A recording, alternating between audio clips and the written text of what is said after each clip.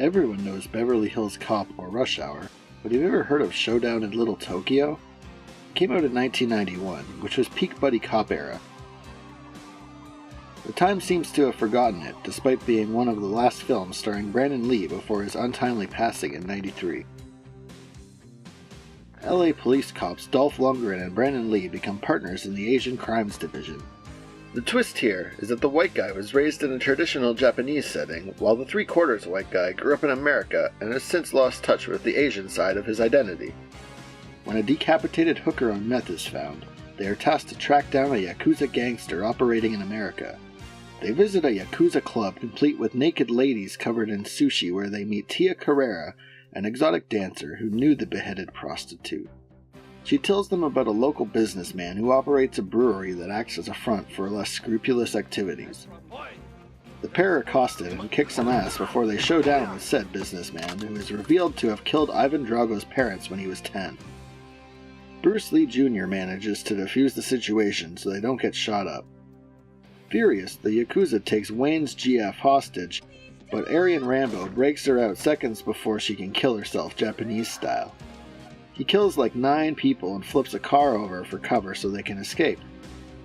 This whole time, the Yakuza boss is being a huge dick towards everyone from his subordinates to the local drug dealers of LA. With the girl safe, our boys attack a bathhouse because of another Yakuza trope. It doesn't go very well and results in a lot of dead Japanese people, so all 3 go off the grid to Dolph's cabin he built Ron Swanson style. The first freaking night they get attacked and hold their ground until the helpless girl screws it all up by getting caught. The gangsters burn his cabin down and get down to some medieval-style electro torture.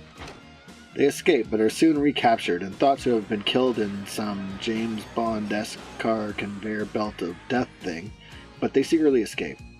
Ensue montage because montage, and then it's off to the brewery. Lots of guys shoot at them and are subsequently shot by them. The brewery blown to smithereens and only the final boss left, he manages to get the slip on Dolph by running through a parade, but our hero goads him with honor to use some probably very terrible show swords being used in the parade instead. The final bad guy death is deliciously over the top and must be seen to believe. Dolph stabs him into a giant fireworks spinner and burns the jerk to death. So why is time-rendered Showdown in Little Tokyo largely forgotten? Is it the casting? Dolph is the epitome of blunt and uncharismatic, but Brandon picks up the slack there handily. How about the writing? Dry wit must have been hammered home pretty heavily in action movie film school, because this one has a lot of them. Maybe we should have paid the cover. More so on the dry part than the wit, though. My guess is that the R rating was what prevented the film from breaking through. As a Ninja Turtles loving kid in the 90s, this one hits the same tone as the first movie. Cheesy jokes, over-the-top kung fu, and East meets West style setting. But few kids would have had the opportunity to see it at all given the R rating for excessive swearing and a bunch of nudity. You don't get the mystical sci-fi animal aspect, but a grown-up Teenage Mutant Ninja Turtle fan might get a kick out of it.